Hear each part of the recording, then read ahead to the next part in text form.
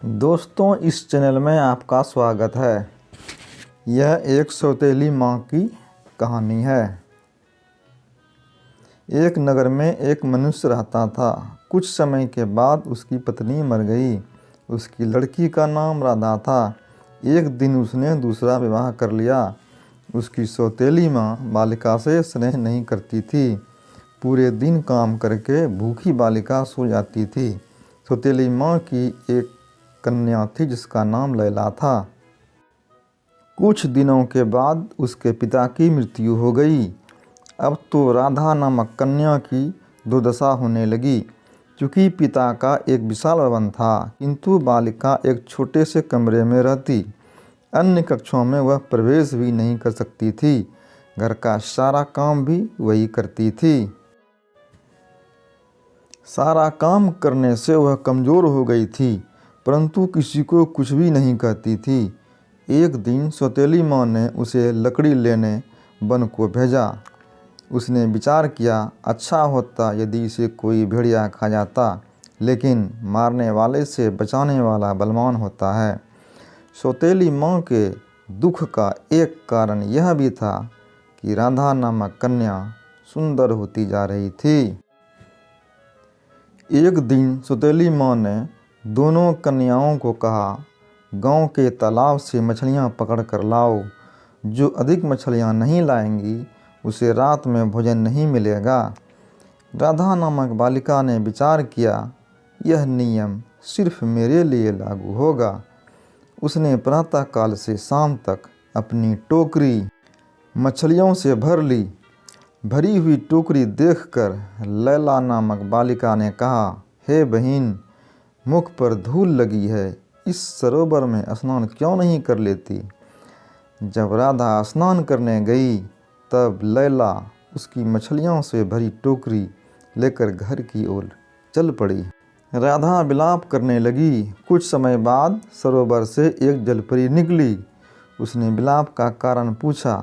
बालिका ने सारा वृत्तांत सुनाया। जलपरी ने कहा, हे पुत्री, शोक मत कर।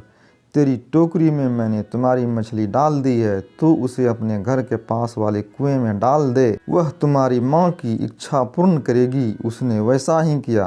वह मछली प्रतिदिन उसके साथ बातें करती थी। सौतेली माँ को शंका हुई। उसने राधा नामक बालिका को एक दिन बाहर भेज दिया। सौतेली माँ ने उस मछली को कुएं से निकाला और उसे खा गई। शाम को राधा कुएं के पास आई और मछली को पुकारा, परंतु कोई उत्तर न मिला। वह बहुत विलाप करने लगी। तब जलपरी ने कहा, शोक मत कर, मछली की हड्डियों को अपने कमरे में गाड़ दे। राधा ने वैसा ही किया। उस समय उसे एक सुंदर साड़ी मिली। दूसरे दिन उत्सव था। सौतेली माँ ने चावल और चने मिलाकर राधा को कहा, तू इन चावलों में से चनों को अलग कर। ऐसा कहकर सौतेली माँ अपनी लड़की के साथ मेला देखने चली गई। आंसू बहाती हुई कन्या ने विचार किया, मैं साड़ी पहनकर मेले में कैसे जाऊंगी। उसी समय हजारों चिड़ियाएँ वहां आ गई। क्षण भर में ही चावलों में से चनों को अलग कर दिया। वह शीघ्र ही साड़ी और जूते पहनकर राजकुमारी की तरह मेले में पहुंची। उसे आई देखकर लैला नामक बालिका ने माँ के कान में कहा, यह बालिका राजकुमारी जैसी लग रही है। क्या यही राधा है। सौतेली माँ को देखकर राधा भय के कारण भागने लगी। उसका एक जूता वहीं गिर पड़ा। एक राजपुत्र उस जूते को देखकर मोहित हो गया तथा उसने सैनिकों को आदेश दिया, कुमारी को राजभवन में लाओ।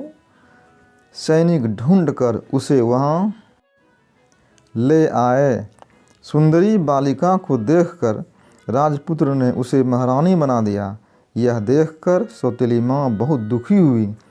एक दिन पिता के श्राद्ध में राधा अपने घर आई। ऊपर से प्रसन्न सौतेली माँ ने कहा, पेड़ से नारियल के फल तोड़कर याचकों को बांटो। जब वह वृक्ष पर चढ़ी तो सौतेली माँ ने वृक्ष को काट दिया। वह स्वयं रोती हुई राजा को कहने लगी, हाय, मेरी पुत्री नारियल के वृक्ष से गिर गई और मर गई है। गिरी हुई बालिका को उठाकर एक वृद्धा स्त्री अपने घर ले गई तथा उसका उपचार भी किया। कुछ दिनों बाद वह स्वस्थ हो गई। इधर सौतेली माँ अपनी पुत्री को राजमहल ले गई तथा राजा को कहने लगी, मेरी पुत्री को महारानी बनाओ। राजा ने उसकी प्रार्थना स्वीकार कर ली। एक दिन राजा शिकार खेलने वन में गया। देखते देखते सर्वत्र अंधेरा छा गया। उसी वन में कहीं दूर उसने एक जलते हुए दीपक को देखा। बहुत समय बाद वह वहाँ पहुँचा। राजा ने कहा, मैं यहाँ रात्रि विश्राम करना चाहता हूँ। वृद्धा स्त्री ने राजा का स्वागत किया। वहाँ राधा को देखकर राजा को आश्चर्य हुआ और वह आनंदित भी हुआ। महारानी के मुँह से सौतेली माँ द्वारा किया गया सारा वृत्तांत सुनकर राजा कुपित हुआ और सैनिकों को आदेश दिया कि महारानी की सौतेली माँ और पुत्री को कारागार में डाल दो। कारागार में पड़ी सौतेली माँ ने विचार किया, भगवान के घर देर है अंधेर नहीं। दोस्तों, यदि यह कहानी आपको पसंद आई हो तो लाइक, शेयर और सब्सक्राइब करना ना भूलें। धन्यवाद।